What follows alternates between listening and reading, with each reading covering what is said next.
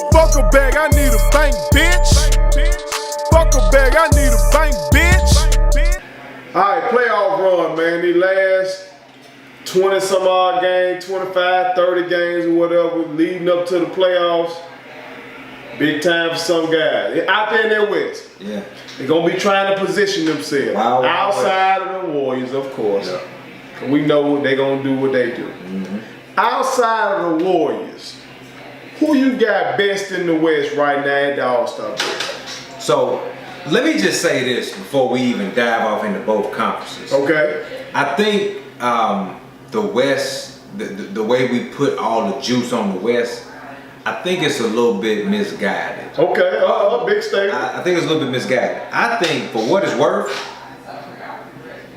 the West and the East aren't really that far away from each other.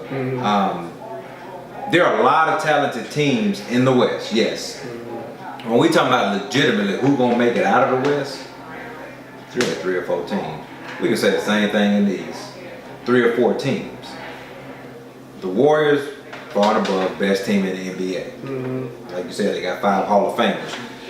As I look at these standings, I really do think, give or take a few changes, they have it right. My wife is a Thunder fan. I like the Thunder through osmosis of my wife, right? Thunder lost to the Pelicans without AD.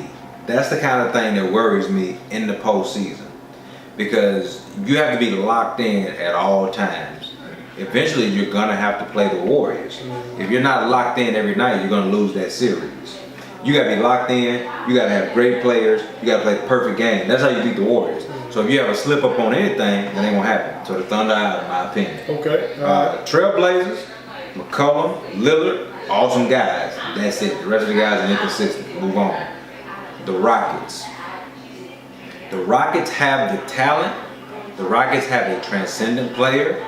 The Rockets have another Hall of Famer in Chris Paul. They got a guy who can affect change in the paint in a unique way in this era, and Clint Capella. So they're a factor. So the reason why I say that is because they're 5th right now, but they really should be up a little higher as far as power rankings go. Don't sleep on the Nuggets. This era is different in the sense that it's cool to have legendary players, and I am a guy that says you got to have some legends to win championships. But I think the Spurs have shown us that team basketball, and the Warriors too, to a certain extent, team basketball can get you there. If you never watched the Nuggets play, and I know it's kind of hard because we live here in the SIP, but if you live out there on the West Coast, you know exactly what I'm talking about. And in the Mountain West time zone, the Nuggets play perfect team basketball. It's the reason why they got 39 wins. They don't do anything flashy. They just consistently win 7 out of their last 10, 8 out of their last 10, because they share the ball, man. They share the ball, and their best player, and I love playing with dudes like this, their best player is unselfish. The Jokic, if he need to get a bucket, and he has the advantage, he'll get you a bucket.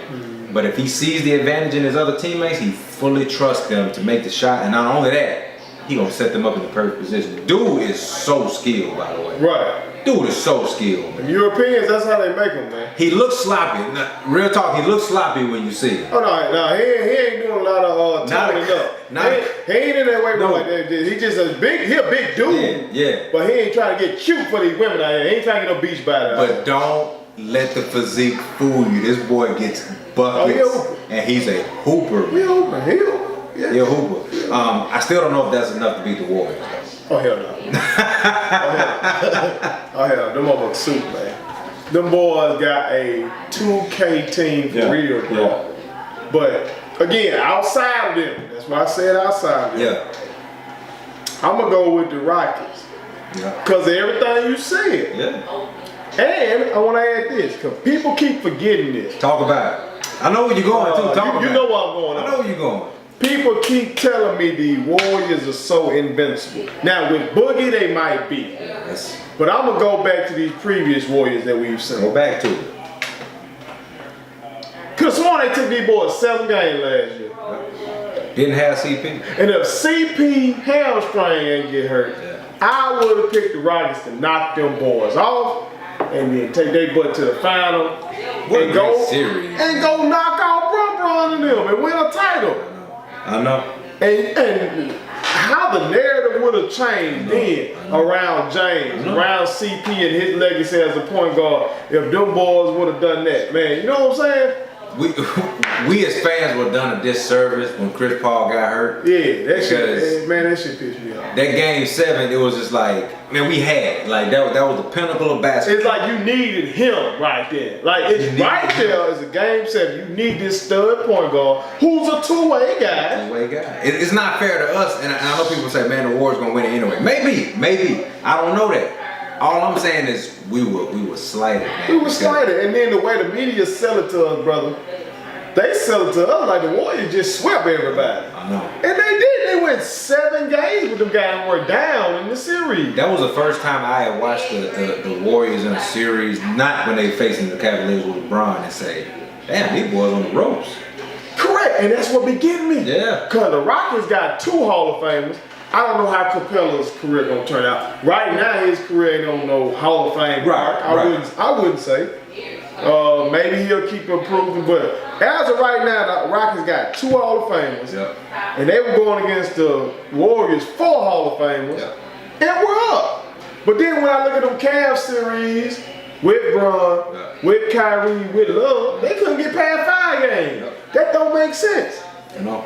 That just don't make sense to me. It's the matchup. They had everything that the Warriors did not want to deal with. Okay, they had a heady point guard who knew the ins and outs of the game on both ends of the floor, and he knew the Warriors playbook. That's Chris Paul. That's what he does. He's a legendary player.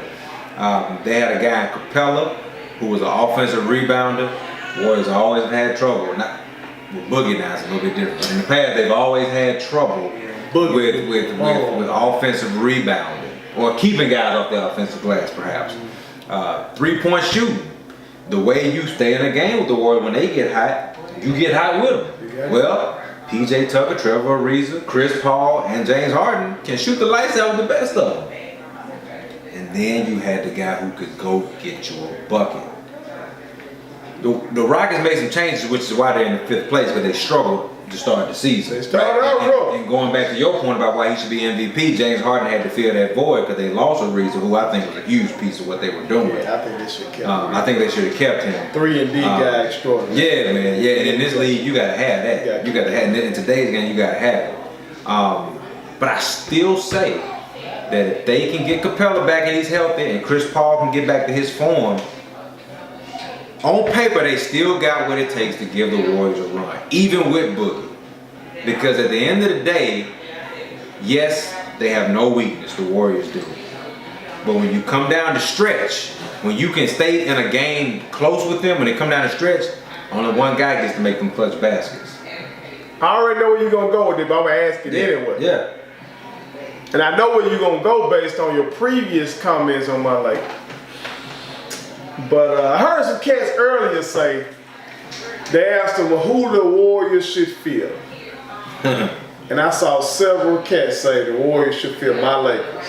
If they're going to feel anybody in the West, they should feel the team that you just said ain't even going to make the playoffs, and who I said would only make the 8th seed. I mean, on paper, not even on paper, if it was a fit. The way that the Lakers played against the Celtics, coming back in that game, yes. Because the Lakers, man, on paper, and when they play like they're supposed to, they got everything. They got JaVale McGee, who's a real versatile big man. I know we make fun of JaVale McGee, but that dude can play. Dude's a hooper. You got the best player in the world, LeBron. Rondo is a true veteran with playoff championship level experience. Kyle Kuzma is one of my favorite players in the NBA, so I just think he's just a hell of a player in general. Lonzo Ball, I think, should be a backup, but he'd be a serviceable backup to Rondo. Lance Stevenson, crazy, but at the end of the day, dude can give you that energy boost that you need. So yeah, they got plenty of pieces. And what that real gonna be though? What them pieces gonna do? Come on with it. But the problem is, all of those pieces have to, long story short, they gotta act right when the time comes. And again, you can't have any flaws when you play the Warriors, because the Warriors, they're so talented they can have flaws. KD cannot show up, and guess what? We've seen Steph not show up sometimes in the playoffs. Steph cannot show up. He gets in foul trouble. Gets in foul trouble. The other team targets him. They call for a screen roll and switch. Or he'll just flat out go cold. Yeah. But guess what? You still got an MVP. You got who else you got? You got the second best shooter of all time. Who else you got? Now you got Draymond Green, who knows how to play the game. And now who you got? Now you got Boogie. So they have room for error upon error. That's that bullshit. That is. That's trash, by the way. That makes it not even one. I look at it like this. As much as I love the Bucks, the Western Conference Finals is the NBA Finals, and that just ain't right. It just ain't right. Man, I watched about 2, 3 of the Warriors games. I watched them play the Lakers. It's not fun. Because I'm like, what the fuck's up? Only time the Warriors lose is when they get in their feelings because they feel like the refs cheating them, or they just didn't show up to play and the game gets so out of hand. Draymond get tossed, Steve Kerr get tossed. But when those guys want to play, outside there ain't no shit. Like that no shit. point, man. No point. Dude, we talking about the greatest shooter in history playing with the most versatile player in history. Okay? On the same team in their prime. Not to mention that a guy who we just talking pure catch and shoot 3. That's some bit top 3. If Klay Thompson played on any other team, he'd obviously be the best player on that team. He'd probably be an MVP candidate, because this is a dude that don't even touch the ball a lot on his team. Some bitch go get 60. So they're not even requiring him to go get buckets. They just say when the ball hits your hands and you got a good look, shoot it. You just got a spare 60 sitting over here. Yeah. We didn't say 30. I got a spare 60 over here. He's the third best player on the team. Might be 4. Let that sink in. If Boogie healthy, let that sink in. A dude that scores 60 is the third or fourth best player on his team. And we sitting here talking about how you gonna beat them. Long story short, you're probably not gonna beat them. They're gonna have to beat themselves. Now they've done it. That's all okay. Yeah, LeBron should have had that 3rd title. Nah. But Draymond had it. And folks want to say he shouldn't have been suspended. But he accumulated the Rasheed Wallace rule. He accumulated all them texts throughout the season, doing all this bullshit. Yeah. And he bit him in the ass at the wrong time. That's what it is, man.